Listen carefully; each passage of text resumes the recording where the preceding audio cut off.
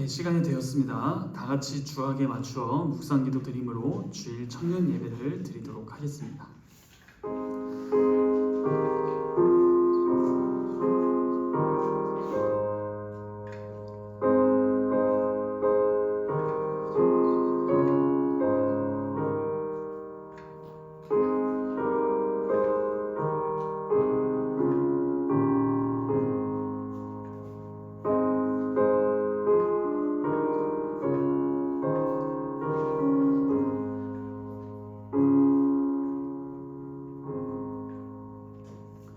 내가 여호와를 기다리고 기다렸더니 귀를 기울이사 나의 부르짖음을 들으셨도다.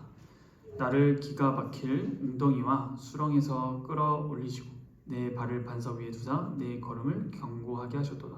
새 노래 곧 우리 하나님께 올릴 찬송을 내 입에 두셨으니 많은 사람이 보고 두려워하여 여호와를 의지하리로다. 여호와를 의지하고 교만한 자와 거짓에 치우치는 자를 돌아보지 아니하는 자는 복이 있도다. 여호와 나의 하나님이여, 주께서 행하신 기적이 많고 우리를 향하신 주의 생각도 많아 누구도 주와 견줄 수가 없나이다. 내가 널리 알려 말하고자 하나 너무 많아 그 수를 셀 수도 없나이다. 주께서 내 귀를 통하여 내게 들려주시기를 제사와 예물을 기뻐하지 아니하시며 번제와 속죄제를 요구하지 아니하신다 하신지라. 그때 내가 말하기를 내가 왔나이다. 나를 가리켜 기록한 것이 두루마리 책에 있나이다. 나의 하나님이여, 내가 주의 뜻 행하기를 즐기오니 주의 법이 나의 심중에 있나이다 하였나이다. 내가 많은 회중 가운데에서 의의 기쁜 소식을 전하였나이다. 여호와여, 내가 내 입술을 닫지 아니할 줄을 주께서 아시나이다. 내가 주의 공의를 내 심중에 숨기지 아니하고 주의 성실과 구원을 선포하셨으며 내가 주의 인자와 이 진리를 많은 회중 가운데 감추지 아니하였나이다.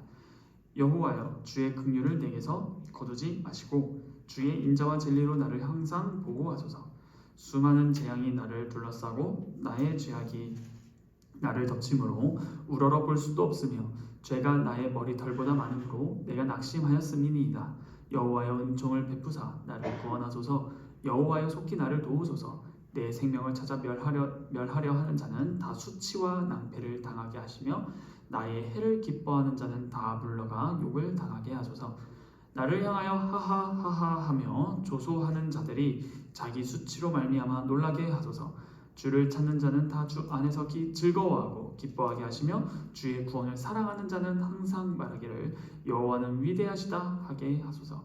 나는 가난하고 궁핍하오나 주께서는 나를 생각하시오니 주는 나의 도움이시오. 나를 건지시는 이시라. 나의 하나님이여, 지체하지 마소서. 아멘.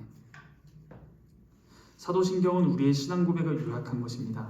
찬송가 앞면에 있는 사도신경을 펴서 읽으며 우리의 신앙을 고백하도록 하겠습니다. 우리가 무엇을 믿습니까?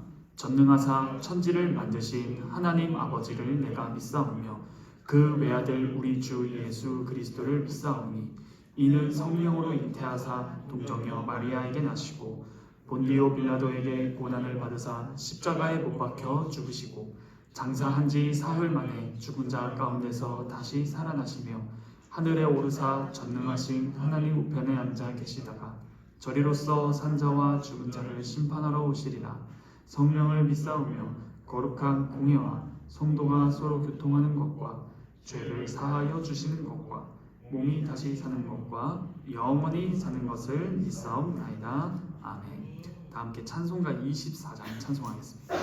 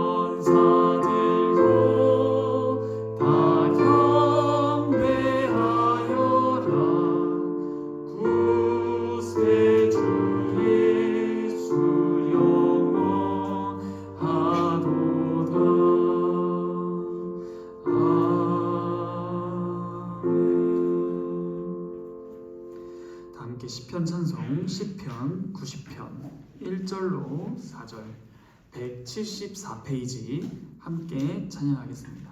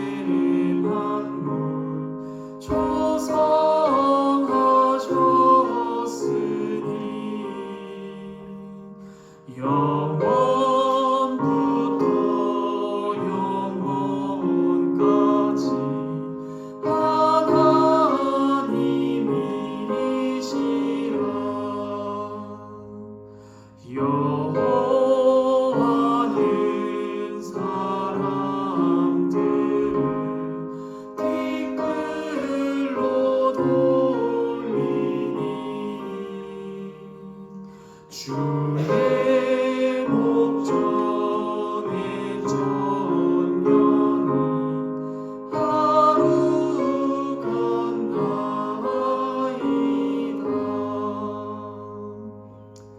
아멘. 제가 대표로 기도하도록 하겠습니다. 거룩하신 하나님, 우리의 아버지, 감사합니다. 주님께서 저희를 구원하셔서 주의 말씀을 듣게 하시고 무엇보다 주님께 예배하게 하여 주심에 감사합니다. 하나님, 저희의 예배를 받으시사 무엇보다 저희가 이 세상에서 살아가면서 가장 필요한 것은 사실 아버지의 말씀입니다. 주님, 저희가 이 세상을 살아갈 때에 도대체 무엇을 바랄 수 있습니까? 이 세상을 살아가면서 이 땅에 인생을 낸 아버지의 뜻대로 살지 아니한다면 나중에 주님께서 부르셔서 저희의 모든 것들을 계수하실 때에 내가 너에게 모든 생명과 은사와 상황과 환경과 여건 등등 모든 것들을 지지해 주었는데 너는 무엇을 했느냐라는 그 질문에 대답을 해야 할 것입니다. 그러므로 주님, 단순히 그것에 위한 대답이 아니라 또한 저희가 나중에 이 세상에서 육신의 생명이 다하여 저희가 주님 앞에 나아가는 것은 단순히 거기서 더 행복하게 잘 살겠다라는 것이 아니라 하나님의 영광을 이 땅 위에서 목표로 두고 나아가며 또한 저희가 주님의 부르심을 받아 주님 앞에 섰을 때에도 주님의 영광을 더욱더 찬미할 수 있도록 그곳에 가는 것을 소망합니다. 그러므로 주님, 저희에게 주어진 이 성경 하나님의 말씀 66권 전체를 저희가 잘 알기를 소원합니다. 저희가 얼마나 깊게 알 수 있을지 모르겠지만 저희에게 필요한 것을 아시는 주님, 저희의 결핍을 채워주시고 저희의 부족을 주님 채워주시기를 구합니다. 항상 주님의 말씀으로 무장하여 하루하루 살아가는 삶을 알게 하시고 주님과 동행하는 것이 얼마나 복된지 예수 그리스도를 믿는 것이 이 세상의 전부라는 것을 알게 하소서. 그리하여 저희 모두 청년부들의 입술에서 나머지 것들을 다 배설물로 여기고 온전히 예수 그리스도만을 굳게 붙잡은 사도 바울의 그 걸음을 닮아가게 하소서. 이 세상에 소망을 두지 않고 이 세상을 사랑하지 않고 이 세상에 미련을 두지 않게 하소서. 이 세상을 사랑하고 이 세상에 미련을 둔 롯의 아내는 결국 소금 기둥이 되었던 것처럼 또한 우리의 사도인 요한 사도께서는 이 세상을 사랑하지 말라. 이 세상을 사랑하는 자는 하나님과 원수된다. 또한 하나님의 사랑이 그 속에 있지 아니하다 라고도 말씀해 주셨습니다. 그러므로 주님, 저희의 믿음이 바르게 되어 항상 강건하고 굳건하여서 어린아이와 같은 믿음이 아닌 장성한 자의 믿음을 함양하여 주께서 기뻐하시는 걸음, 소극적으로는 죄에서 해방을, 적극적으로는 의에게 복종을 날마다 그렇게 쓰임받는 저희 모두가 될 수 있도록 허락하소서. 이 시간도 저희의 예배를 받으시고 저희에게 필요한 말씀을 주실 것을 믿사오며 이 모든 말씀 살아서 역사하시는 우리 주 예수 그리스도의 이름으로 감사하며 기도하옵나이다. 아멘. 다 함께 시편 찬송 시편 119편 33에서 40절 237페이지 함께 찬양하겠습니다.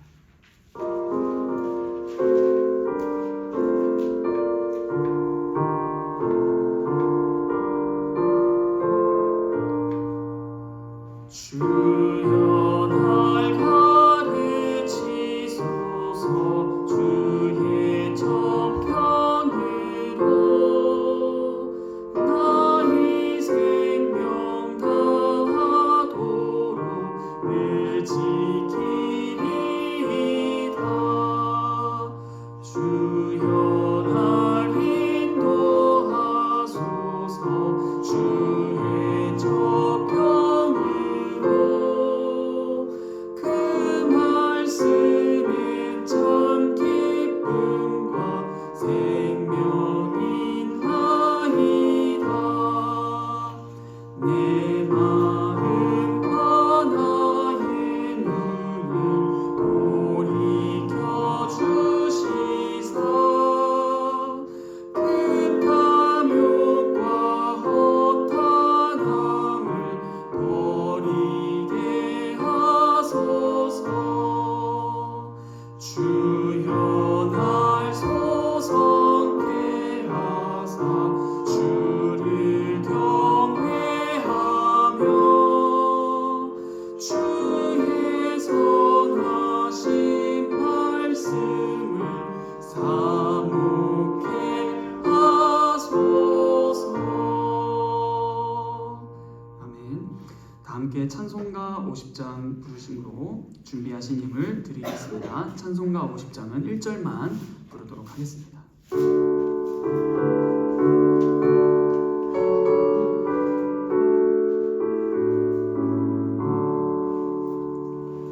내게 있는 모든 것을 아낌없이 드리네. 사랑하고 의지하며 주만 따라 살리라. 주께 드리네. 주께 드리네. 사랑하는 구주 앞에 모두 드리네.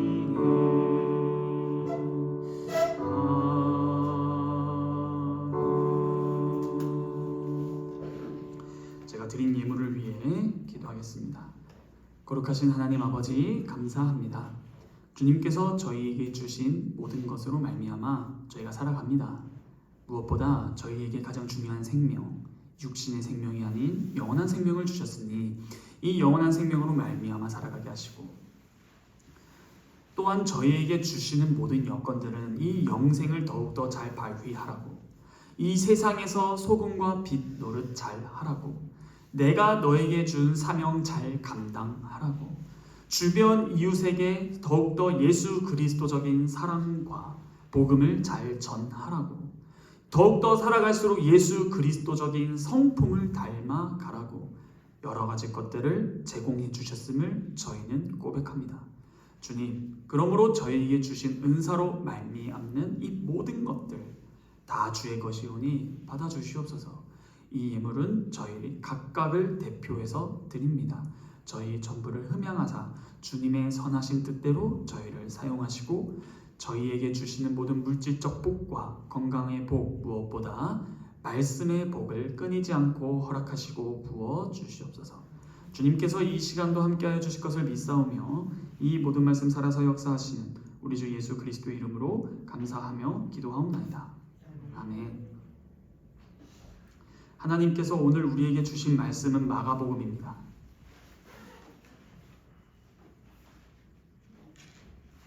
마가복음 1장 1절로 5절입니다.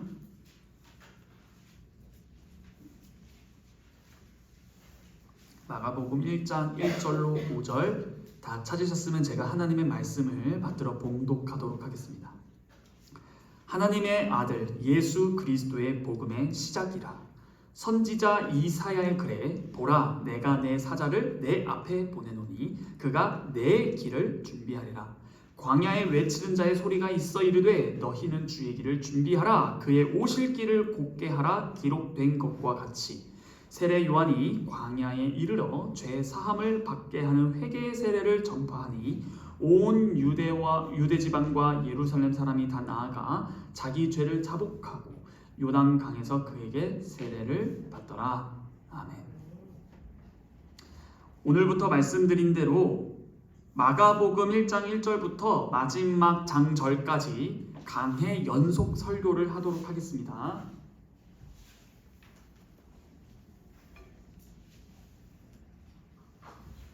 강해 연속 설교를 하는 것의 장점은 우리가 그동안 어떠한 내용을 작년 3월부터 들어온 거 하니 성경이 가르치는 연애와 결혼은 무엇이지? 믿음의 길을 걷는다라는 것은 무엇이지? 기도란 무엇이지? 성탄의 의미란 무엇이지? 라는 어떤 주제 설교를 했었습니다. 결혼에 관한 주제를 성경에서 뽑아서 교리적으로 설명을 드리고 풀어드린 거예요. 그런데 이런 강의 연속 설교의 장점은 이러한 교리가 듣기 어려운 성도들에게 있어서 쉽습니다. 왜냐? 어떠한 교리를 설명하기 위해서 그 구절을 가져오는 것이 아니라 내러티브라는 이 이야기, 마가복음부터 시작되는 이 이야기 속에서 나타나는 사건을 중심 삼아 거기서 교훈을 도출할 것이기 때문입니다. 또한 우리가 예수님을 믿는다고 하는데 복음서 정도는 잘 알아야 되지 않겠습니까? 많은 학자들이 사복음서, 마막, 룩, 요를 볼 때 가장 먼저 기록된 것 같다라고 인정하는 것이 바로 마가복음입니다. 그래서 이 마가복음을 보려고 하고, 이 마가복음은 사복음서 중에서 가장 짧아요. 16장까지 있습니다.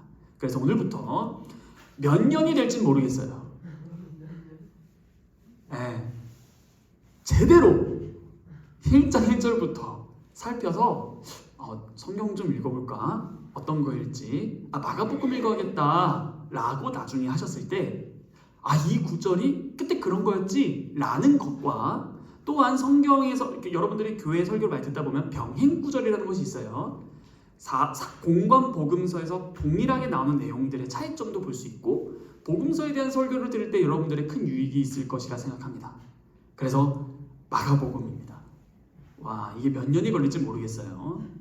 대략 짧으면 1년 안으로는 못 끝내고요. 2년은 잡고 길면 아마 4, 5년까지도 보게 됩니다. 이야, 대장정. 자, 배낭 싸셨어요? 배낭 싸고 나가시면 안 돼요. 잘못한 것 같다 이러시면 안 됩니다. 자, 시작합시다. 마가복음을 작성한 마가는 이 짧은 책의 첫 마디를 굉장히 의미심장한 말로 시작해요. 사실 이 마가복음 1장 1절은요, 마가복음 본문들 중에 일부가 아니라 사실 책 제목이에요. 실제로 이 마가복음 1장 1절이 어떻게 시작하면 아르케 이렇게 시작합니다. 여러분, 아르케 들어보셨나요? 태초에. 그거예요. 그 단어, 헬라어 그 단어입니다. 그런데 정관사, 관사가 없어요. 그라는 더가 없어요. 또한 동사도 없어요. 그러니까 어떻게 시작해요? 명사, 아르케. 이게 뭐예요? 이 원래는 태초에라는 것도 아니라, 이게 태초라는 말도 되지만 시작 이런 것도 되고 기초 이런 말도 됩니다. 그래서 이것은 시작 이런 말이에요. 그래서 사실 원래대로 번역을 하면 이겁니다. 하나님의 아들 예수 그리스도의 복음의 시작. 딱 이거예요. 이라 없어요. 이해되시죠? 자, 그러므로 이 원어를 여러분, 이제 마가복음을 준비하면서 정말 여러분들께 감사하는 것도 하나 있습니다. 덕분에 헬라어를 사랑하게 됐어요. 제가 여러분에게 이 마가복음을 준비하려고 원어 성경을 막 뒤지고 있어요. 헬라어 읽어가면서 이 뜻에, 자, 이제는 알게 될 거예요. 우리 설교를 들으면서 잘 집중해 주시길 바랍니다. 이 원어를 어순 그대로 읽어드릴게요. 이렇게 됩니다. 1장 1절은 시작. 그 복음의, 예수의, 그리스도의, 아들의, 하나님의, 이겁니다. 그러니까 이거를 묶으면 이렇게 잘 번역한 거예요. 하나님의 아들 예수 그리스도의 복음의 시작. 책 제목입니다. 실제로 요한계시록, 잠언, 전도서, 아모스, 아가 등등 다 개역 개정에서 뭐뭐이라, 뭐뭐라 이렇게 번역했는데 이라라 없습니다. 한마디로 이건 책 제목이라는 거예요. 그러므로 지금 이 책 제목을 이렇게 설정한 이유가 있겠죠? 여러분, 책 제목이라는 것은 그 책 내용과 관련된 거 아닙니까? 그러므로 지금 이 1장 1절의 내용은 이후로 볼 마지막 장절까지의 내용을 압축한 한마디예요. 이게 책 제목이거든요. 자, 1장 1절에 나오는 복음부터 한번 뜯어서 살펴봅시다. 이 복음, 유앙겔리온, 이 뜻은 무엇일까요? 이 뜻은 먼저 소식이라는 뜻입니다. 찾지는 않을게요. 70인역, 그러니까 70인역이라 하면 말씀드렸다시피 주전 BC 250년경 유대인 대학자들 70명을 불러서 원어 구약 성경의 히브리어를 그리스어, 그러니까 헬라어로 바꾸게 한 작업이고, 그래서 그 헬라어로 기록된 구약 성경을 70인역, 세투아진트라고 부르는 거예요. 그래서 그 70인역 사무엘하 4장 10절과 사무엘하 18장 20, 22, 25, 17절 등등을 봤을 때 이 유앙겔론이라는 단어가 나와요. 그럼 문맥상 이 소식이 무슨 소식인가 했느니 이 본문을 살펴보면 전쟁 승리 소식입니다. 전쟁에서 승리했다, 이런 소식을 유앙겔리온이라고 씁니다.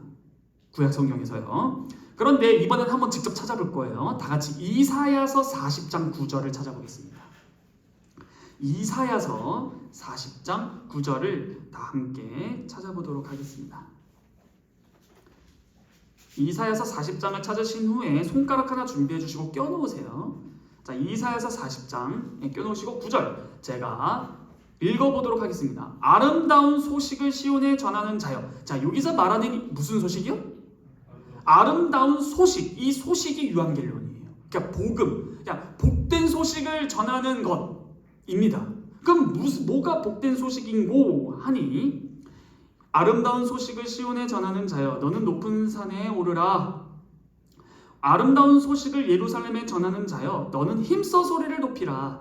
두려워하지 말고 소리를 높여 유다의 성읍들에게 이르기를 너희의 하나님을 보라 하라. 자, 여기서 무엇이 과연 이 소식의 내용일까요? 문맥을 보면요, 앞선 40장 1절로 8절까지에 담긴 내용이 뭔가 하니 새로운 이집트 탈출 소식입니다. 그게 뭘까요? 즉 새로운 출애굽. 자, 다 한번 따라해볼게요. 이제부터 이 용어를 잘 써야 돼요. 새 출애굽. 예, 새 출애굽이라는 용어를 잘 기억하셔야 됩니다. 실제로 이사야서는 작은 성경책이란 별명 가지고 있는 거 아시죠? 39, 27, 39권의 구약 성경과 27권의 신약 성경으로 된 66권이 한 성경 39, 27이에요. 구약 39, 신약 27권. 그런데 이사야서가 몇 장으로 구성되어 있는고 하니 66장입니다. 그래서 별명이 작은 성경책이라는 거예요. 그런데 실제로 이사야서 39장까지는 심판, 40장부터 66장까지는 회복, 이런 거예요. 그래서 실제로 40장 1절을 한번 봐보실까요? 1절을 보시면 너희의 하나님이 이르시되 너희는 위로하라, 내 백성을 위로하라 라고 말합니다. 자, 이 위로, 무엇을 위로하는고 하니 2절 너희는 예루살렘의 마음에 닿도록 말하며 그것에게 외쳐라. 그 노역의 때가 끝났고 그 죄악이 사함을 받았다. 그의 모든 죄로 말미암아 여호와의 손에서 벌을 배당받았느니라 할지니라. 자, 여러분들, 북이스라엘 남유다가 하나님께 벌 받아서 어떻게 되죠? 멸망이에요. 어떻게 멸망하죠? 네? 친정? 네, 포로로 끌려가죠. 근데 여기서 방금 무슨 소식이라고 했어요? 노역의 때가 끝났다. 이게 무슨 말이에요? 다른 말로 하면 방금 포로의 때가 끝났다.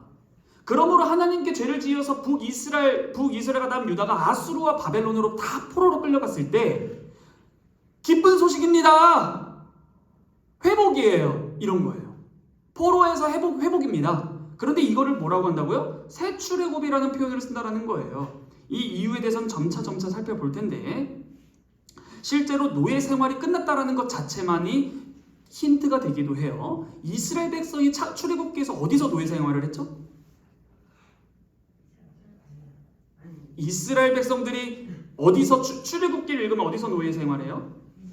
이집트에서 노예 생활을 하죠. 그냥 아무거나 막 부르시면 안 돼요. 애굽에서 노예 생활을 하는데 그 노역의 생활이 끝나서 홍해를 건너고 광야를 지나지 않습니까? 이 이미지를 잘 기억해 두시라는 거예요. 왜냐하면 3절 외치는 자의 소리여 이르되 너희는 광야에서 여호와의 길을 예비하라. 사막에서 우리 하나님의 대로를 평탄하게 하라. 광야 곧 사막이라는 것이 나옵니다. 실제로 이는 이스라엘의 출애굽한 이스라엘 백성들이 출애굽 후 걸었던 곳이 광야이고, 실제로 북쪽으로 끌려가서 다시 남쪽에 있는 예루살렘 쪽으로 다시 복귀할 때 광야, 그러니까 사막을 건넙니다. 그래서 그 광야의 대로를 준비하라, 이런 그림인 것이죠. 그래서 실제로 읽었듯이 2절과 3절은 출애굽 이야기를 상기시켜주는 거예요. 노예 생활에서 해방을 얻어서 하나님의 크신 능력으로 애굽으로부터 탈출을 하여 가나안 땅까지의 광야의 길을 하나님과 실제로 동행하지 않았습니까? 그러므로 전쟁에서 승리하여, 방금 전쟁 승리 소식이 복음이라고도 했었어요. 전쟁에서 승리하여 자신의 백성을 노예 해방시키고 광야의 길을 걷게 하시는 것이라는 그림을 가져옴으로써 과거의 출애굽을 했듯이 이제는 더욱 놀라운 새로운 출애굽, 포로에서 해방을 새 출애굽이라고도 부른다라는 거예요. 이미지를 그렇게 가져왔으니까, 모티프를 가져온 거예요. 그런데 이 2절에서의 새 출애굽의 핵심이 무엇인가가 나와요. 새 출애굽은 뭐냐? 노역의 때가 끝났다라고 했는데 뭐라고 나오죠? 노역의 때가 끝났고 그 다음? 그렇죠. 2절에서 그 죄악이 사함을 받았다.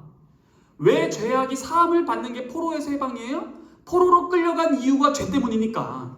그래서 죄에서 풀린 것이, 사함을 받은 것이 다시 회복을 하는 것이죠. 그러므로 이 새 출애굽이라는, 포로로부터 귀환을 쓰는 이 새 출애굽의 핵심은 백성들의 죄를 사하시는 것입니다. 무엇보다도 9절에서도 아름다운 소식인 복음을 전한다 했는데, 이 소식을 또 1절과 8절만이 아니라 9절 다음 절인 10절과 11절만 보시더라도 이 소식이 뭔가 하니 여호와께서 직접 임재하시고 친히 백성들의 목자가 되셔서 인도하신다라는 거예요. 그러므로 죄로 말미암아 포로로 끌려간 자들을 해방시키시는 방법으로서 직접 전쟁을 하러 임재하시는 여호와 하나님께서 죄를 사하시고 그들을 다시 회복시키신다. 이게 보다 새 출애굽이라는 표현을 쓸 수 있다는 거예요. 됐죠? 그러므로 여기서 나오는 1장 1절, 마가복음 1장 1절에서 나오는 복음을 먼저 설명했는데, 이 복음은 뭐다? 하나님께서 직접 임재하셔서 우리를 위해서 전쟁에서 승리하시며, 대상이 누구였을까요? 바로 사탄이죠. 전쟁에서 승리하시며 우리를 죄의 상태에서 해방하셨다가 복음이겠습니다. 두 번째, 1절에서 하나님의 아들 예수, 이 예수라는 말을 살펴보겠습니다. 이 예수라는 말은 소유격으로 되어 있어요. 소유격이 뭐죠? 의, 그쵸? 근데 이 헬라어 소유격은요, 문법적, 이런 걸 굳이 할 필요는 없는데, 왜냐면 수련회 때도 이거 똑같이 할 거예요. 또 소유격 때문에 제가 고생 좀 했는데, 이게 주어적, 목적, 그러니까 주어적 용법과 목적어적 용법이 있어요. 자, 소유격, 이 본문에 예수의를 주어적으로 읽으면 예수의 복음이 돼요. 그렇죠? 그런데 이 소유격을 목적어적 용법으로도 읽을 수 있어요. 그럼 어떻게 되냐? 자, 방금 소유격 예수의 복음인데 주어적 용법으로요. 그러면 그게 뭐냐면은 예수께서 전하신 복음이에요. 예수의 복음이니까요. 그렇죠? 그런데 이걸 목적어적으로 읽으면 이렇게 됩니다. 예수를 전하는 복음이에요. 자, 과연 어떠한 읽기가 이 원어적인 읽기 1장 1절을 읽는 것에 맞을까? 주어적 의미인 예수께서 전하신 복음이라고 읽거나 번역을 하면 마가복음의 흐름에 부합하지는 조금 않을 것 같아요. 왜일까요? 마가복음은 예수님께서 전하신 메시지만이 아니라 예수에 관한 이야기도 담고 있기 때문이에요. 예수님과 메시지를 분리해서 예수님이 전한 메시지가 복음이라는 것이 아니라 이 마가복음 복음서는 예수님에 대한 이야기도 담겨있다는 뜻이라는 겁니다. 그래서 목적어적 읽기로 읽으면 좋을 것 같아요. 그러므로 예수께서 전하신 복음이 아니라 예수에 관한 복음이 더 맞을 것 같습니다. 그러므로 본문 1절에서 예수의 복음, 예수 그리스도의 복음이라는 이 뜻은 예수에 관한 복음을 뜻하게 되는 것입니다. 그래서 예수님께서 전하신 복음은 예수님과 복음을 분리시킬 수 있지만 주어적 용법으로 읽어버리면요. 그런데 방금 그 목적어적 읽기를 하면 복음이 곧 예수 그리스도를 가리키게 되는 것이에요.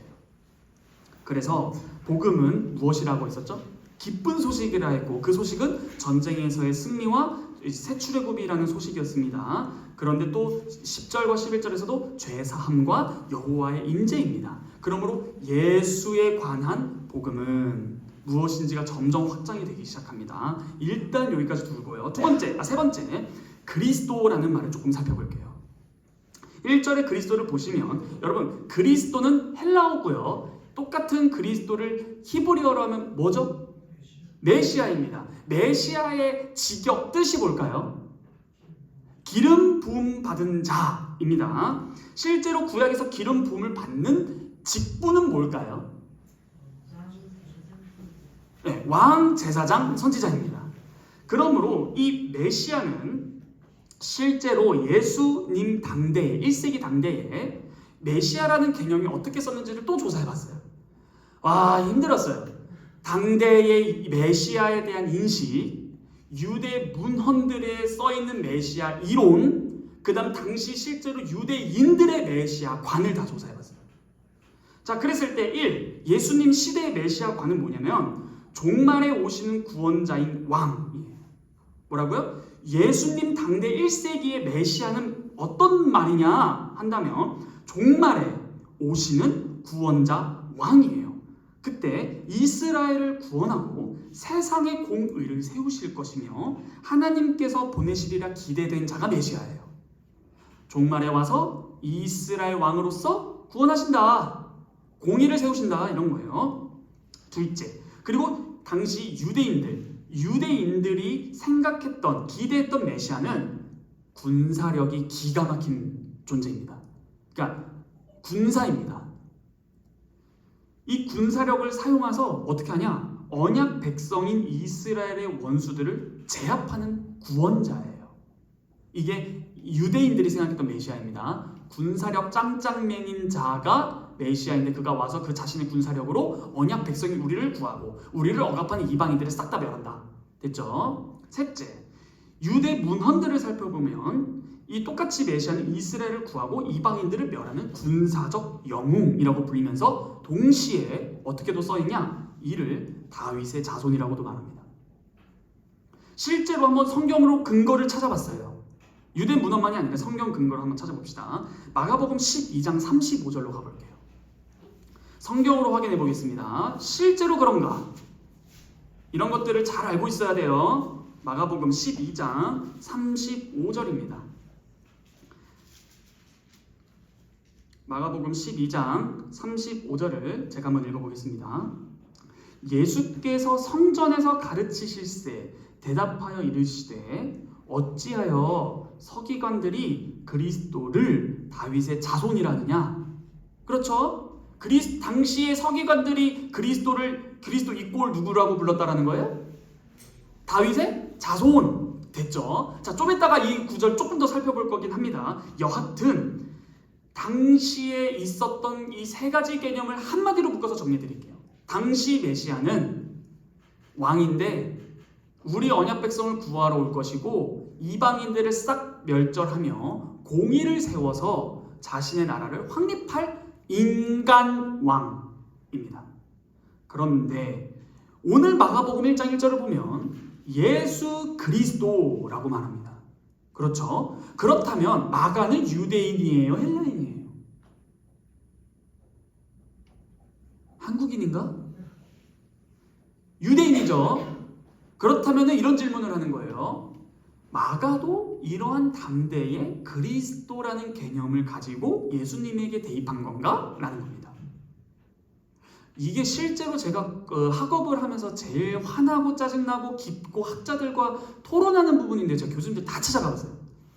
그래서 하는 내용이 뭐냐면 이런 거예요. 제가 이거를 여기서 짧게 설명드릴게요. 요즘 학계의 분위기는 이런 겁니다. 여러분 혹시 데스노트 보셨어요? 영화? 뭐 만화책이나 뭐든. 거기서 데스노트 보면은 그 데스노트 완성된 그 책이 하늘에서 뚝 떨어져요? 아니면 역사를 거쳐서 와요? 역사 뚝 떨어져요? 하늘에서 그냥 뚝 떨어져 뭐지? 하면서 이렇게 하는 거 아니에요? 제가 잘못 봤나요? 하늘 뚝 떨어집니다. 이렇게 질문하는 거예요. 성경책이 하늘에서 뚝 떨어졌냐는 거예요. 아니에요.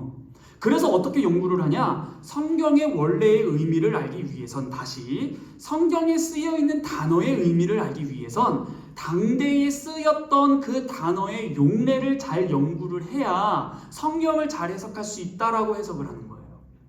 이렇게 되면 문제가 뭐예요? 마가도 당시의 유대인으로서 그리스도라는 용어를 예수님에게 쓸 때 당시에 통용되던 그리스도론을 가지고 예수님에게 썼냐라는 질문을 하는 거라는 거예요. 저는 이해되세요? 그게 아니라는 거예요. 예를 들어 볼게요. 여러분, 이 성경은 특별 계시예요. 무오합니다. 그런데 이런 예시를 하나 들면 잘 이해가 될 것 같아요. 만약 제가 여기서 여러분들 앞에 여기 시체가 있습니다. 시체를 보고 여러분들은 뭐라고 할 거예요? 시체다라고도 할 수 있지만 이걸 어떤 상태라고 하죠? 그렇죠. 역시 단한테 안 줍니다. 이거는 자, 죽은 상태예요. 죽은 상태.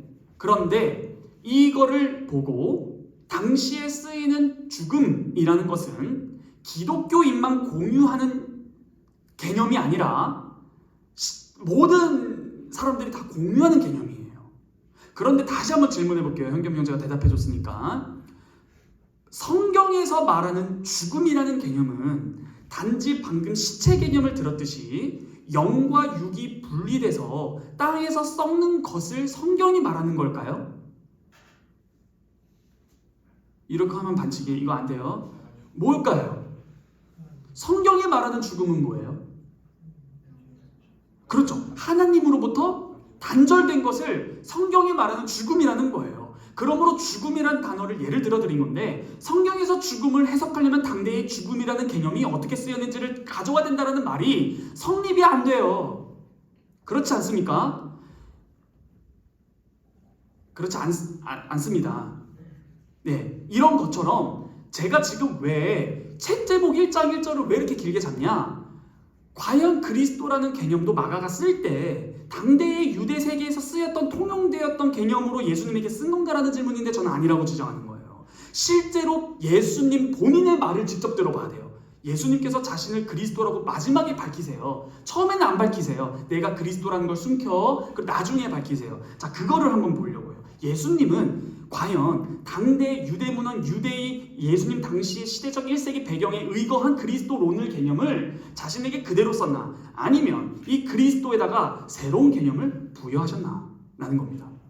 자, 봅시다.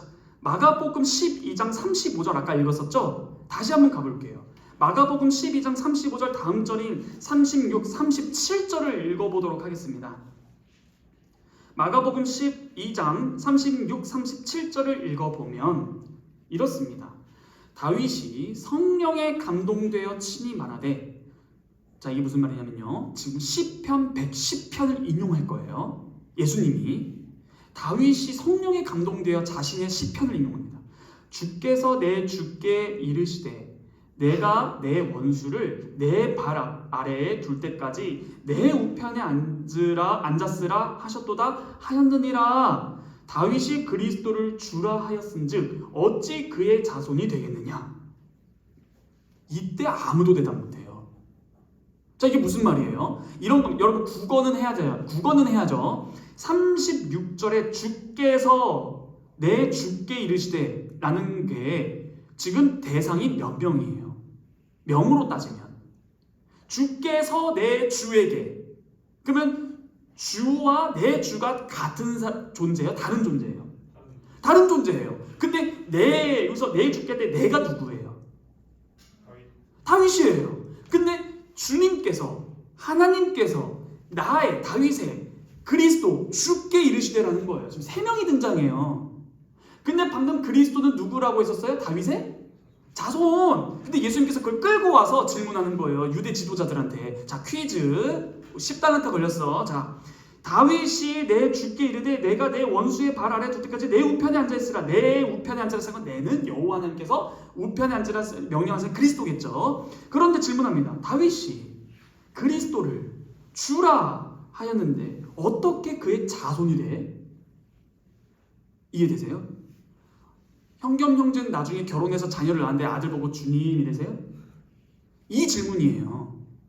자손이면은 나보다 어린데 왜 그를 향해 주를 주라 주님이라 하냐? 이렇게 질문을 던져서 대답을 못합니다. 실제로 이 말을 듣던 사람들이 뭐예요? 즐겁게 들어요. 오, 뭐야? 자, 여기서 끝나지 않습니다. 결국에는 왜 다윗 자신은 다윗의 자손인 메시아를 향해서 주님이라고 하는 걸까요? 지금 예수님께서 본인이 메시아, 즉 그리스도라는 것을 부인하시는 걸까요?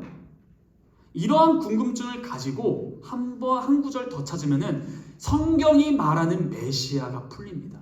자, 동일한 마가복음 14장 61절로 62절을 보도록 하겠습니다. 마가복음 14장 61절로 62절입니다. 자, 지금 이 상황은 예수님께서 대제사장 뜰로 끌려가신 거예요. 끌려가셔서 61절입니다. 침묵하고 아무 대답도 아니하시거늘 대제사장이 다시 묻습니다. 이르되 내가 찬송받을 이의 아들. 여기서 말하는 찬송받을 이는 누구예요? 하나님이죠. 하나님의 아들 그리스도냐? 라고 물어요. 아, 그러면 당대에 하나님의 아들 이꼴 뭐예요? 그렇죠. 그러므로 마가복음 1장 1절에서 하나님의 아들 예수 그리스도의 복음의 시작이라고 하지 않았습니까? 여기서 말하는 하나님의 아들이라는 개념은 유대인들이 그리스도를 신이라 생각했어요? 신이 보낸 인간이라 했어요? 인간입니다. 그리스도는 인간이에요. 우리의 구원자는 인간이에요. 왜요? 신은 하나님밖에 없으니까. 그런데 하나님의 아들, 찬송받으실 이의 아들 그리스도냐? 대답해봐 라고 했을 때 예수님께서 뭐라 대답하는지 보시죠. 예수께서 이르시되 내가 그니라. 뭐라는 거예요? 내가 그리스도다. 여기까지 하면 문제가 있어요, 없어요? 여기까지는 괜찮아요. 그런데 갑자기 덧붙입니다. 예수님께서 이 말 덧붙여서 죽어요. 볼까요? 인자가 권능자의 우편에 앉은 권능자가 누구예요? 하나님이죠. 하나님의 우편에 앉은 것. 이게 뭐냐면요. 이 손가락 잠깐만 껴놓을까요? 손가락 끼고 시편 2편으로 갑시다. 시편 2편.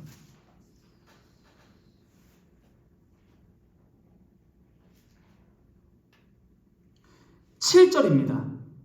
이게 메시아시예요. 시편 2편 7절 제가 읽겠습니다. 내가 여호와의 명령을 전하라. 여호와께서 내게 이르시되 너는 내 아들이라. 오늘 내가 너를 낳았도다. 입니다. 그런데 방금 읽었던 시편 110 이거 메시아예요. 자, 시편 110편으로 가볼까요? 아까 예수님께서 인용하신 다윗의 시편 110편.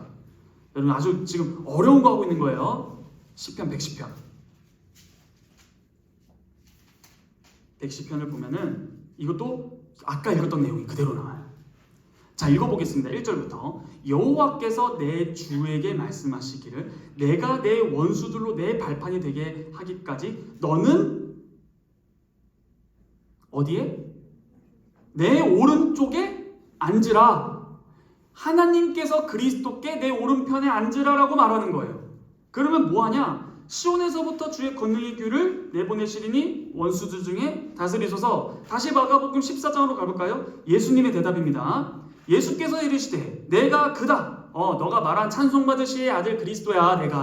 나 그리스도 맞아. 시인하셨어요. 그런데 인자가 권능자의 우편에 앉은 것과 이게 시편 2편과 110편이라고요. 것과 그 다음 여기서 신성노동 문제가 나옵니다. 하늘구름 타고 오는 것을 너희가 보리라 하시니 갑자기 대제사장을 발끈해요. 63절입니다. 자기 옷을 찢으며 이르되 우리가 어찌 더 증인을 요구하리요? 그 신성모독하는 말을 너희가 들었도다. 너희는 어떻게 생각해? 하니 그들이 다 예수를 사형에 해당한 자로 죽여버립니다. 자, 이게 무슨 말이냐? 이걸 좀 풀어봐야 돼요. 지금 본문에서 예수님께서는 62절에 자신이 그리스도임을 시인하세요. 내가 그니라. 그런데 거기서 그치지 아니하시고 당시 유대인들과 유대 문헌 그리고 당시 시대에 통용되던 개념들을 넘어설 뿐만 아니라 매우 심기가 거슬리는 말을 덧붙였던 건데요. 그것은 자신이 하나님의 우편에 앉으시며 구름을 타고 오시는 그리스도임을 부연 설명하신 거예요. 여러분, 구름은 누구만 탈까요? 다시 설명해 드릴게요. 광야에서 이스라엘 백성들이 있을 때 무슨 기둥이 있었어요? 무슨 구름 기둥이 있었잖아요. 그러니까 구름 기둥은 뭐냐면 신현, 세오파니, 하나님의 임재를 가시적으로 보여주는 거예요. 하나님은 영이신이에서 실체가 없으시기 때문에 하나님이 그곳에 임재하신다라는 증거로서, 가시적인 증거로서 구름, 불, 지진 막 이런 것들이 막 성경에 나오잖아요. 그런데 하나님만 하실 수 있는 하나님의 임재의 상징인 그 구름을 누가 감히 타겠다고 하는 거예요? 얘가. 근데 뭐라고 했어요? 보리라는데 내가 누구라 했어요? 내가 그니라. 그가 누구예요? 내가 그리스도다. 그럼 여기까지 문제 있어 없어요? 실제로 유대문헌을 뒤져보면 자기가 그리스도라고 떠들었던 자들이 많이 나왔었어요. 그러다가 선동해가지고 다 전쟁에서 다 죽어. 그래서 그리스도다라는 것은 정치적 선동의 말이 될 수도 있어서 굉장히 조심했단 말이에요. 그런데 그리스도다라고 하는 것은 문제 없는데 그 그리스도는 방금 유대인들의 사상에선 뭐였어요? 인간이고 그 그리스도는 군사적 왕으로 오기 때문에 실제로 예수님께서 오병이어 께셨을 때 왕으로 삼으려고 하잖아요. 막 이런 장면들, 당시 유대인 청중들의 대부분의 사상이 뭐냐면은 메시아는 권능 자, 권력자다. 그래서 12제자들도 한 자리에 앉아보려고 내가 좌우편에 앉아보겠습니다. 막 이런 말 하는 거 아니에요? 여하튼 다시 돌아와서 지금 그리스도라는 개념에 예수님께서 무엇을 덧붙이세요? 하나님이라는 존재만 할 수 있는 그 하늘 구름을 자신이 타겠다라는 겁니다. 그런데 예수님께서 항상 여러분들 자신을 뭐라고 말해요? 여러분 항상 예수님이 자신을 말할 때 인자라고 하죠. 이게 마치 이렇게 생각하는 분들이 좀 있는 것 같아요. 그 왕을 옛날에 영화 보거나 드라마 보면 뭐래? 짐은 이런 말 하지 않아요? 나를 가리키는 거잖아요. 그런 것처럼 그냥 사람의 아들, son of man, 인자라고 하셨을까요? 아닙니다. 왜 예수님께서 지금 대제사장이 물었을 때 내가 그다라고 하면서 내가 권능자의 우편에 앉은 것과라고 말하지 않고 인자가라고 할까요? 다니엘서 7장 가보겠습니다. 다니엘 7장. 네. 다들 성경 찾는 거 힘드신 거 아니죠? 다니엘 7장 13절입니다. 제가 한번 읽어보도록 하죠. 다니엘서 7장 13절. 내가 또 밤 환상 중에 보니, 다니엘이 환상 봅니다. 인자 같은 이가 하늘 구름을 타고 와서 옛적부터 항상 계시니 즉 여호와에게 나아가 그 앞에 인도된다. 지금 이 구약에서 인자는 하늘 구름을 타요. 하늘 구름 누구만 탄다고요? 하나님만. 신성. 그런데 예수님이 옳거니 네 말 잘했다 내가 그니라. 인자가 하늘 구름을 타고 권능자 우편에 앉은 것과 라고 말하는 거예요. 자, 내가 하늘 구름을 타는 것을 너희가 보리라. 그랬더니 옷을 찢어요. 왜? 하늘 구름은 하나님만 타는 건데 네가 하나님이라는 거네. 이런 썩어 죽일 신성모독자 같으니라고. 이 분위기라고요. 그렇다면 제가 방금 말씀드린 유대인들, 유대문헌 1세기 당대에 많은 군중들의 전반적인 사상을 형성했던 그리스도론과 예수님이 말씀하신 그리스도론이 같아요? 달라요? 달라요. 대제사장은 분명히 예수님의 이런 주장을 신성모독으로 간주하는 게 64절이었거든요. 자, 이게 무슨 말이냐? 예수님 자신의 설명과 대제사장의 반응을 종합하고 결합하면은 무슨 말이냐면은 예수님의 주장 안에 자신의 신성에 관한 주장이 있었다라고 밖에 볼 수 없어요. 방금 읽은 마가복음 14장 61절을 다시 한번 봐보세요. 그리스도와 찬송받을 자, 하나님의 아들이 동의어로 사용되는데 이 하나님의 아들은 방금 봤듯이 시편 2편에서 오늘 내가 너를 낳았도다. 하나님의 아들이죠. 낳았으니까. 내가 오늘 너를 낳았도다. 라는 것도 그렇고 메시아를 가리키는데 그 시편 2편에서 그 내가 너를 낳았도다라는 그 아들은 세계를 통치하는 왕적 존재예요. 이러한 존재를 이스라엘 왕이라고도 불러요. 마가복음 15장 한 장만 넘어가 볼까요? 15장 32절. 제가 앞부분만 읽어보겠습니다. 15장 32절. 이스라엘의 왕 누구? 그리스도. 이처럼 실제로 이스라엘의 왕 그리스도 하나님의 아들은 동의어입니다. 다만 그들이 생각하는 그리스도 하나님의 아들 이스라엘 왕이라는 개념과 성경이 말하는 혹은 예수님 본인께서 직접 증언하신 말인 하나님의 아들 그리스도 이스라엘의 왕은 단어는 같을지라도 당대의 개념과 별다릅니다. 그렇다면 지금 마가복음을 작성하는 이 마가가 자신의 복음서인 1장 1절 책 제목을 고를 때 예수님 당대의 개념, 유대인들과 유대 문헌들에서 말하는 군사적, 무력적 영웅, 하나님으로부터 보냄을 받은 인간일 뿐인 존재로서의 그리스도 개념을 그대로 사용하는 것이 아니라 마가는 예수를 그리스도라고 할 때에 예수님께서 스스로 그리스도론을 정립하신 그 개념, 즉 신적 메시아, 신적 그리스도의 뜻을 담아서 서술하는 중인 거예요. 유대인들은 신적인 존재로서의 메시아를 절대로 기대하지 않았습니다. 마가는 예수님을 신적 인물로 지금 기록하는 거예요. 이는 앞서 말씀드린 복음을 생각나게 해요. 왜요? 복음 중에서 뭐가 있었죠? 하나님의 임재. 복음이 뭐라고요? 하나님의 임재예요. 근데 예수님이 그리스도래요. 근데 예수님이 말하는 그리스도는 하나님이세요. 복음은 예수 그리스도다라고 말해도 된다는 거예요. 왜요? 복음에 대한 정의를 잘하면 돼요. 자, 그러므로 마가복음에서 그리스도는 유대인들이 기대한 군사적 영웅이 아니라 오히려 어떻게 이스라엘 백성에게 싸워서 전쟁에 승리하죠? 역설적으로 고난받아 죽고 부활함으로 전쟁에서 승리해버립니다. 이게 복음이었던 거예요. 근데 이거를 믿지 못하는 자가 바로 대표격 베드로였습니다. 마가복음 8장 한번 가볼까요? 마가복음 8장 27절입니다. 사람들이 나를 누구라 하느냐? 너희는 나를 누구라 하느냐 했을 때 베드로가 대답하여 이르되 29절 주는 그리스도십니다라고 했을 때 이때 그리스도라는 개념은 유대인 개념입니다. 왜요? 봐봐요. 이에 예수님께서 자기의 일을 아무에게도 말하지 말라 경고하시고 갑자기 31절 베드로가 그리스도라고 고백했을 때 처음으로 밝히세요. 뭐를 밝히냐? 야야야 얘들아 모여봐 나 죽어. 갑자기 그러세요.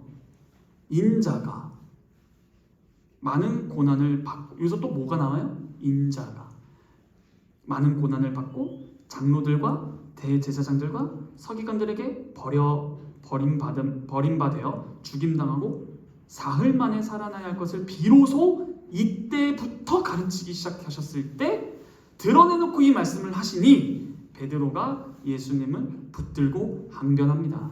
뭐라고요? 죽지 마십시오. 죽으면 안 됩니다. 왜 죽으면 안 돼요? 이들이 생각한 메시아 개념, 그리스도 개념은 예수님이 생각한 메시아 개념과 다르기 때문입니다.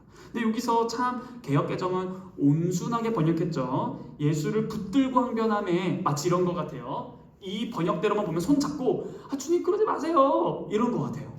그렇죠? 붙들고 항변함에. 근데 여기서 말하는 항변하면 헬러로 에피시마오라요. 이게 뭐냐면 어느 때 이 단어가 쓰이냐면은 예수님께서 바다 풍랑 덮쳤을 때 제자들이 선생님 죽겠습니다 라고 했을 때 바다를 향하면 어떻게 해요? 뭐라고요? 항변해요? 하지마 이렇게 해요? 뭐예요? 꾸짖죠. 근데 꾸짖는 것도 온순한 번역이에요. 그것도 보면은 입 닥쳐 이런 거예요. 어때? 우리가 생각한 예수님이 아니에요? 실제로 이것 때문에 유대인들이 예수님을 안 믿기도 합니다. 욕해서. 실제로 그래요. 오늘날 현대 유대인들도. 자, 여태 그건 중요한 게 아니라 이때 에피티마오가 쓰여요. 무슨 말이에요? 베드로가 지금 예수님을 뭐 하는 거예요? 꾸짖는 거예요. 미쳤어! 이런 거예요. 손잡고 이게 아니라 꾸짖는 거예요. 근데 그 예수님을 꾸짖는 베드로를 향해서 또 33절에 베드로를 다시 꾸짖습니다. 너나 닥쳐 이거예요. 그러면서 뭐야? 닥쳐보다 더 센 말 해드릴게요. 이 사탄아 내 뒤로 물러가라. 지금 그리스도론을 살펴보고 있는데 예수님이 생각하는 메시아와 제자들이 예수님을 생각하는 그 메시아가 달라요. 그런데 왜 다른가 했더니 이때는 예수님 혼자만 신적 메시아라는 것을 인식하셨고 그 외 모두는 다 신적 메시아를 인정하지 않았습니다. 그러니 지금 이거를 가르쳐야 돼요? 안 가르쳐야 돼요? 가르치는 중이신 겁니다. 그런데 이 메시아가 인자라는 말을 하잖아요. 자신이 인자. 근데 방금 다니엘서 7장의 인자는 어떤 존재였어요? 옛적부터 계신 이에게 하늘 구름을 타고 인도함을 받지 않습니까? 자, 그런데 나중에 인자만 해서 또 살펴볼 게 있는데 하나 힌트만 드리면 예수님께서 죽고 부활하신 다음에 그 다음 순서가 뭐였죠? 예수님께서 죽으셨어요. 무덤에 갇히셨어요. 부활하셨어요. 그 다음 뭐 하세요? 그쵸? 승천하시죠. 어떻게 승천하세요? 그렇죠. 구름 타고 승천하세요. 이게 바로 다니엘서 7장의 핵심입니다. 인자 같은 이가 구름을 타고 옛적부터 계신 이에게 인도된다라는 말은 그러니까 그 구름을 타고 가는 과정은 있지만 그 구름을 타기 전 과정은 생략되어 있어요. 그러면 현경영전의 질문은 이거예요. 어떻게 해서 구름을 타서 가게 됐습니까? 다시 승천하게 됐습니까? 라고 말할 수 있잖아요. 구름을 타고 하늘로 가셨으니까요. 왜? 하나님 보좌 우편에 앉으시려고. 시편 2편 너는 내 아들이라. 시편 110편 너 내 우편에 앉아있으라. 그래서 방금 마가복음 14절에서 인자가 구름을 타고 권능자의 우편에 앉는 것과 이런 말 했잖아요. 예수님께서. 그러면은 그 앉는 방법이 뭐였던 거예요? 바로 십자가와 부활이었다는 겁니다. 권능자 우편에 앉아서 모든 권세를 다 받는 방법론이 뭐냐? 죽음과 부활이었다는 거예요. 이게 메시아론이었던 겁니다. 근데 이 메시아, 죽는 메시아가 바로 하나님이셨다. 이거예요. 그러므로 이 마가복음에서의 메시아, 즉 그리스도는 절대로 당대 문헌에 비교해서 메시아론을 이해해서는 된다, 안 된다? 안 된다. 제가 왜 이런 말을 해요? 도대체 여러분들 이렇게 질문하실 수도 있어요. 그게 우리랑 뭔 그렇게 이렇게 전도사님만 흥분하신 것 같아요 라고 하실 수 있는데, 제가 방금 이러한 분위기가 다 뭐라고 했죠? 학계의 분위기라 했죠? 여러분들 사역자들이 어디서 훈련받고 교회 와서 설교해요? 옆집 가서 받아요? 신학교 가서 받지 않아요? 그럼 이걸 배우고 잘 몰랐던 사람은 설득력이 있다고요. 하늘에서 뚝 떨어진 성경이 아니기 때문에 당대 문헌들을 조사를 해서 당대에 쓰였던 용어와 단어의 용례를 가지고 성경을 해석해야 된다라는 주장이 굉장히 설득력이 있다고요. 근데 그걸 저는 부순다고요. 틀렸다. 성경은 성경으로만 해석해라. 성경이 말한 그리스도론으로 성경 그리스도론을 말하고, 성경이 말하는 죽음에 대한 것을 성경이 말하는 죽음으로 해야지 갑자기 일반 역사적 문헌 가져왔더니 그걸로 성경을 해석하고 있다는 거예요. 화 나요, 안 나요? 저만 나요. 자, 이런 것처럼 결국 마가복음을 쓴 마가가 1장 1절 하나님의 아들 예수 그리스도의 복음의 시작이라는 책 제목을 쓴 것은 시작부터 우리를 기대하게 합니다. 도대체 복음이 뭐지? 바로 예수가 하나님이다라는 거예요. 하나님의 우편에 앉으시고 구름을 타고 오시는 천상적 존재로서의 메시아입니다. 여러분, 이게 미묘한 차이예요. 당대 유대인들의 개념이 싹 다 틀리진 않았기 때문이에요. 왜요? 공통점이 있어요. 무슨 공통점? 위대한 왕. 맞습니다. 공통점이에요. 또 하나님의 아들. 맞습니다. 전쟁의 승리자. 맞습니다. 구원자. 맞습니다. 다 공통점을 가지지만 놀랍게도 당시에 예수님을 죽인 자들의 공통된 사상, 예수님과의 차이점은 뭐냐? 메시아는 하나님이 될 수 없다예요. 근데 예수님 본인의 메시아, 내가 그니라! 인자가 하늘 구름을 탈 것이다 했을 때 이런 썩어 죽을 신성모독이다라고 한 거다. 그러므로 지금 이 1장 1절 마가 자신의 복음서의 책 제목에서 명확하게 말하는 거예요. 바로 그가 하나님이라고. 우리가 믿는 그 복음, 이렇게 마가가 작성한 마가복음이 시작됩니다. 큰일 났어요. 오늘 원래 5절까지 알려 있었어요. 이런. 자, 지금까지 이 내용 예수 풀었고요. 복음 살펴봤고요. 하나님의 아들은 살펴보지 않은 이유가 뭐예요? 하나님의 아들, 찬송받으실 이의 아들 그리스도냐? 라고 했을 때 같죠? 그러면은 하나님의 아들, 예수, 그리스도, 복음입니다. 오늘 이 네 가지 다 살펴본 거예요. 그렇죠? 그러므로 이 책 제목을 풀어볼게요. 이 책 제목을 풀어보면 이렇게 됩니다. 하나님의 아들이신 분이 예수, 곧 사람의 아들로 오셔서 그리스도, 곧 인류의 구원자가 되셨으니 이것을 믿는 것, 이것이 가장 복되고 기쁜 소식, 곧 복음입니다. 이제 그 이야기를 시작하겠습니다. 이게 1장 1절이에요. 뭐라고요? 이제 복음의 이야기를 시작하시죠. 2절부터 시작되는데 어마어마한 내용들이 많이 나옵니다. 이 책 제목만 잘 알아도 우리가 놓치지 말아야 될 건 뭐예요? 예수는 하나님이다라는 것이고 바로 예수님과 그 예수님이 전하는 그 메시지가 다 복된 소식이었다라는 거예요. 하나님의 인재였고 우리를 구원하시는 메시아이며 새 출애굽을 이끌 그러한 분이십니다. 이 새 출애굽에 대해서 이후로 계속 살펴볼 거예요. 너무 아쉬워요. 준비한 게 너무 많은데. 근데 여기서 두 가지만 알고 넘어갑시다. 첫째, 여러분 우리가 예배 시간에 뭐 고백하지 않나요? 신앙 고백을 하는데 무슨 고백을 하죠? 네, 사도신경을 고백하죠. 그때 첫 번째가 뭐예요? 네, 지휘자가 대마돼요. 그 다음이 뭐였어요? 네, 자, 거기지. 자, 첫 번째 뭐라고요? 그 외아들이 무슨 뜻이에요? 하나님의 독생자. 그가 하나님이잖아요. 하나님의 아들. 그 다음 그 외아들. 우리 주도 살펴봤었어야 돼. 우리 주 예수. 그 다음 뭐 그리스도. 이거예요. 그러니까 지금 마가복음 1장 1절 책 제목은 사도신경이었다. 그러므로 사실 우리가 마가복음 1장 1절부터 마지막 장절까지 살펴보는 것은 사도신경 두 번째, 그의 독생자 우리 주 예수 그리스도를 믿사오니라는 그 내용을 살펴보자 라는 것도 되는 것이죠. 그러므로 사도신경에 우리 주가 마가복음 1장 1절에서 빠졌지만 놀랍게도 우리 주 퀴리오스, 헬라어로는 퀴리오스 주님, 히브리어는 아도나이 주님, 이 주여라는 것이 누굴 가리켜요? 바로 하나님을 가리키죠. 이게 2절부터 나오는 내용이에요. 안 볼 거예요. 다음 시간에 볼 건데 다른 말로 하면 이런 거예요. 1장 1절에 왜 책 제목에는 사도신경이 우리 주가 없어요? 이렇게 대답해 드리겠습니다.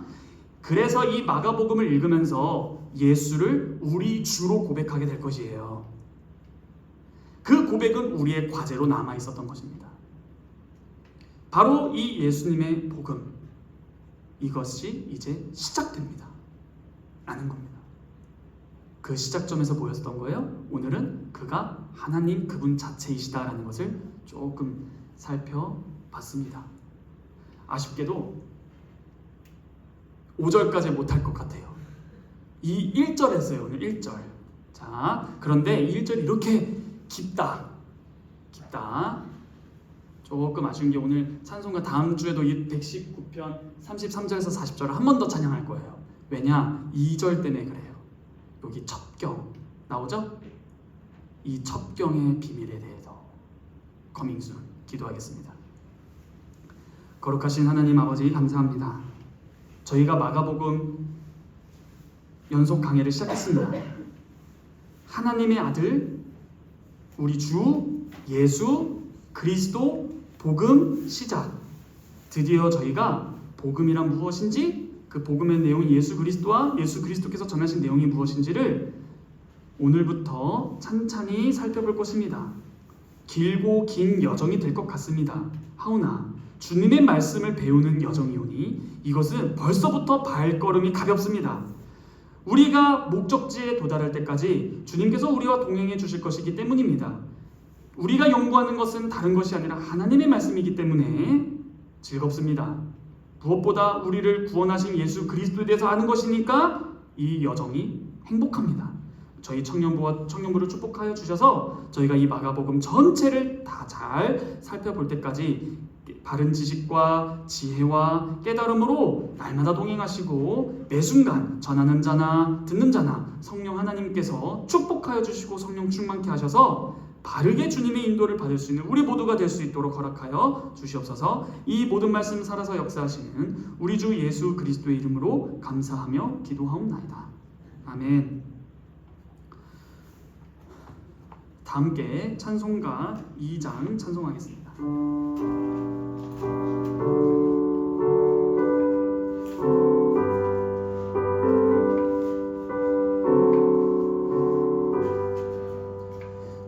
찬양 성부 성자 성령 성삼위일체께 영원 무궁하기까지 영광을 돌리세. 영광을 돌리세.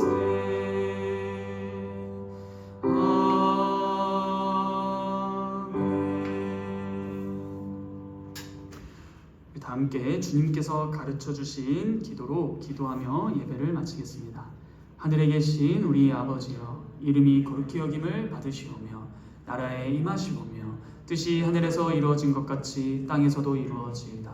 오늘날 우리에게 일용할 양식을 주옵시고 우리가 우리에게 죄 진 자를 사하여 준 것 같이 우리 죄를 사하여 주옵시고 우리를 시험에 들게 하지 마옵시고 다만 주께서 구하옵소서. 대개 나라와 권세와 영광이 아버지께 영원히 있사옵나이다. 아멘.